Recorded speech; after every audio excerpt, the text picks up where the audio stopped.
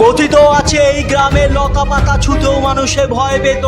বইয়ের পুঁথিগত বিদ্যায় না থাকলেও সহজ সরল গ্রামের মানুষের হৃদয়ের কম্পনে সেই কথা আজও প্রতিফলিত হয়।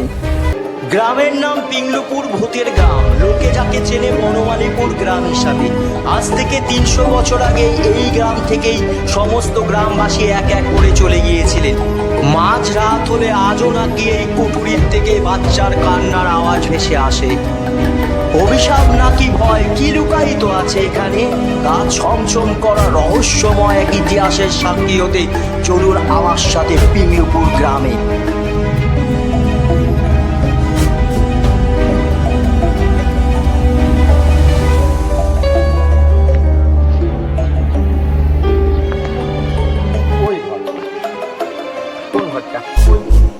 ওই ঘরটাতেই মারা গিয়েছিলেন। কলকাতার থেকে প্রায় ৮০ কিলোমিটার আর কল্যাণীর থেকে প্রায় ৩৮ কিলোমিটার এই পিংলুপুর ভূতের গ্রাম বনমালীপুর। আর এই সফরে আমার সঙ্গী আমার বন্ধু রাজীব আর কৌশিক। গ্রাম বাংলার অপরূপ সবুজে ঘেরা পথ ও সহজ সরল গ্রামবাসীদের জীবনযাপনের রূপ দেখতে দেখতে আমরা চলে আসলাম পিংলুপুর ভূতের গ্রামের খুবই কাছে। ভূতের গ্রামটা কোন দিকে? গ্রামের লোক রহস্যের পিংলু ছিলেন মা হারা বৃদ্ধ বাবার সহায় একমাত্র অবলম্বন। হতদরিদ্র এই পিংলু অনেক কষ্টে রাজদরবারে একটি দারোয়ানের চাকরি জোগাড় করে। সেই রাজদরবারেই প্রতিদিন ফুল দিতে আসা এক অপরূপ সুন্দরী দলিত মেয়ে রাজন্যার সাথে তার প্রেম ভালোবাসা শুরু হয়। সময়ের সাথে সাথে বছর গড়িয়ে যায় তাদের ভালোবাসা। অনেক দিন যাবৎ এইভাবে চলার পর একদিন পিংলু যখন তার রাজন্যাকে বেশ কিছুদিন রাজবাড়িতে আসতে না দেখে সে ব্যাকুল হয়ে যায়। সে খোঁজ নিয়ে জানতে পারে তার রাজন্যা তার মাসির বাড়িতে ঘুরতে গেছে। পবিত্র ভালোবাসার টানে সহজ সরল গ্রামের পিংলু ছুটে যায় তার রাজন্যার তার মাসির বাড়িতে। সেইখানেই রাতে বৃষ্টির বাদলের দিনে এক ঘন অন্ধকারে গ্রামবাসীরা তাকে চোর সন্দেহে পিটিয়ে মেরে ফেলে। আর এখান থেকেই শুরু আমার গল্পের রহস্যের দ্বিতীয় পৃষ্ঠা। পিংলু গ্রাম ভূতের বাড়িটা কোন দিকে? এদিকে।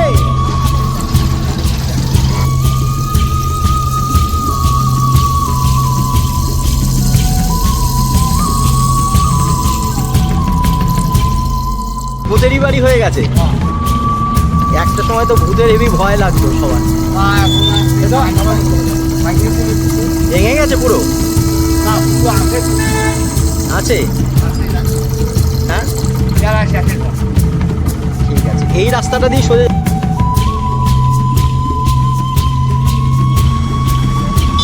এই রাস্তাটা ঢুকে যাবো।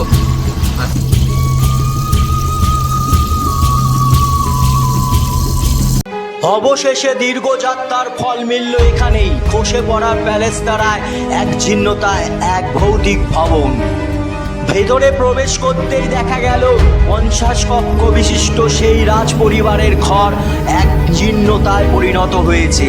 যেখানে এক সময় ছিল ক্ষমতার কেন্দ্রবিন্দু, আজ এখানে সে লতা পাতারা রাজত্ব করছে। রাজ পরিবারের জাঁকজমকপূর্ণ রাজমহল আজ ওপর থেকে খসে পড়ছে।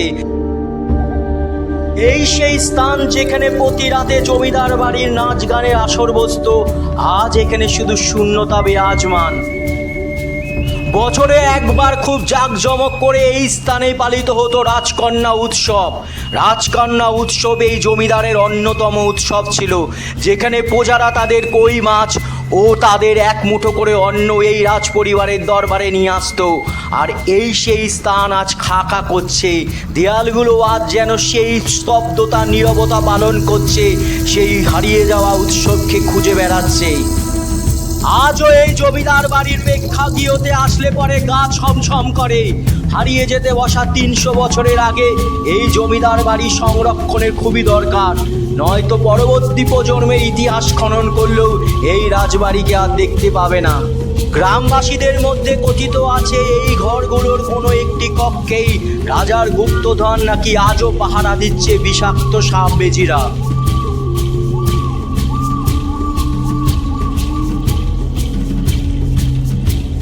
এই সেই ভয়াল সিঁড়ি যে সিঁড়ি দিয়ে আমরা এখন আস্তে আস্তে উপরের দিকে উঠছি, এই সিঁড়ি দিয়ে উন্মাদের মতো পাগলের অবস্থায়, শিকলবন্দি অবস্থায় এই জমিদার বাড়ির নাতি তিনি আত্মহত্যা করেছিলেন।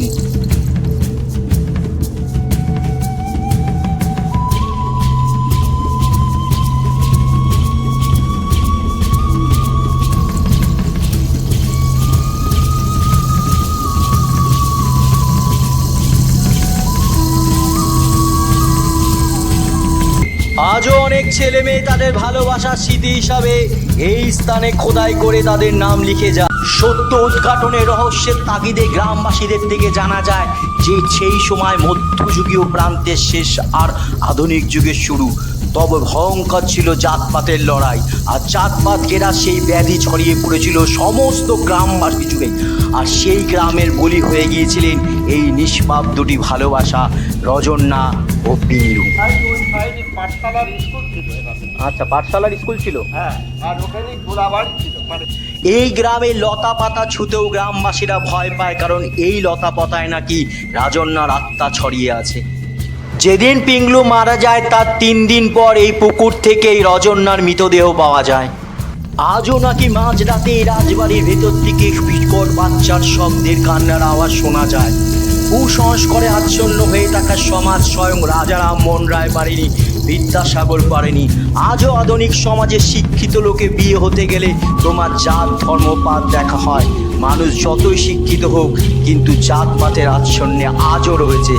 আজও জাতপাত থেকে মুক্ত হতে পারে।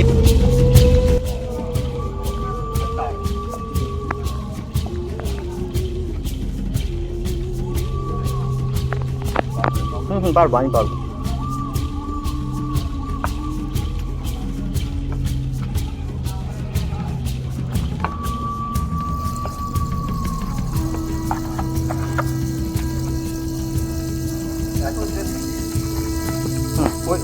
ওই ধারে। হ্যাঁ, চলো। আচ্ছা, এখান থেকে দেখিয়ে দিন না। হ্যাঁ, চলো।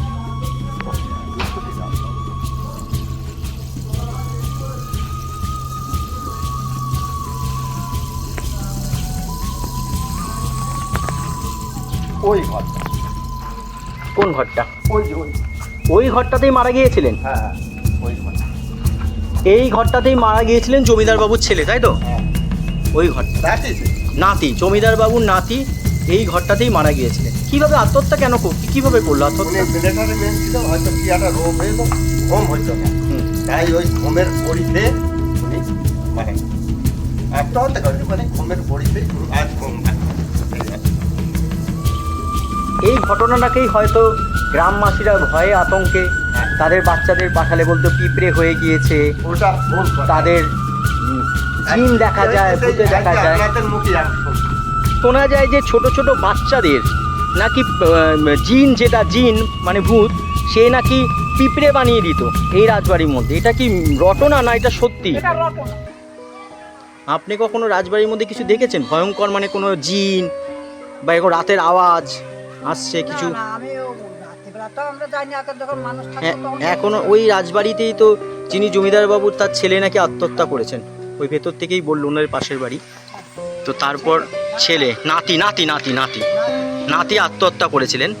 তো সেই নাতি আত্মহত্যা করা সেই রুমটাও আমাকে দেখালেন, বললো ওই রুমেই নাকি এখনো নাকি আওয়াজ শোনা যায়।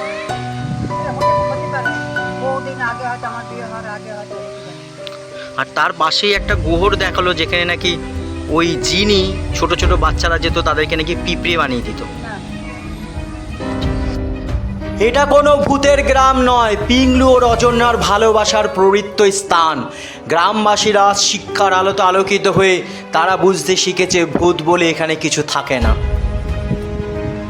ভয় লাগছে না যদি পিঁপড়ে বানিয়ে দেয়? মিথ্যা? তোমার ভয় লাগছে? এই ছোট বাচ্চা এরও ভয় লাগছে না, বলছে না আমার কোনো ভয় নেই, পিঁপড়ে বানিয়ে দেয়, সব ঘটনা।